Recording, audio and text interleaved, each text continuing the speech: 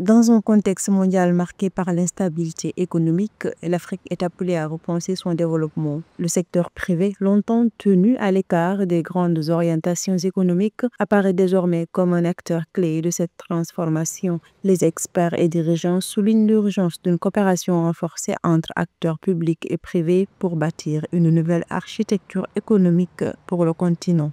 Vous savez que la pression accrue sur les États dans l'accomplissement de leur mission régalienne mobilise l'essentiel des ressources publiques. Cette réalité oblige à faire du secteur privé un secteur clé, indispensable tant au financement qu'à la fourniture des biens et services. Selon les dirigeants africains, seule la consolidation des institutions, le renforcement de l'état de droit et la promotion d'une culture de transparence permettront à l'Afrique de tirer pleinement profit du potentiel du secteur privé pour son développement. Permettra au secteur privé de travailler avec le secteur public.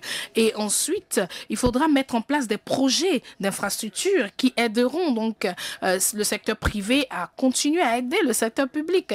Et ces projets d'infrastructures doivent être construits, doivent être mis en place, doivent être pensés, doivent être rédigés clairement, réellement, grâce à un réseau très clair, avec aussi l'idée et l'accompagnement du secteur public. Le secteur public doit arriver comme le partenaire de confiance du secteur privé.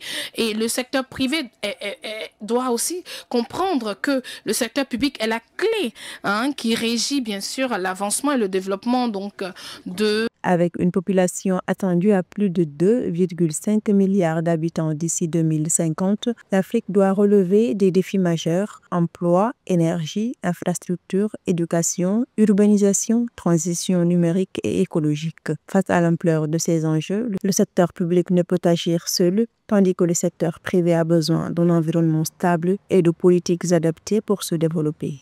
Ce qui a été dit tout à l'heure me paraît tellement important, c'est d'abord la gouvernance. Parce que la gouvernance, comme elle a dit, c'est ce qui permet de créer le cadre nécessaire à l'évolution des activités, et notamment des activités privées.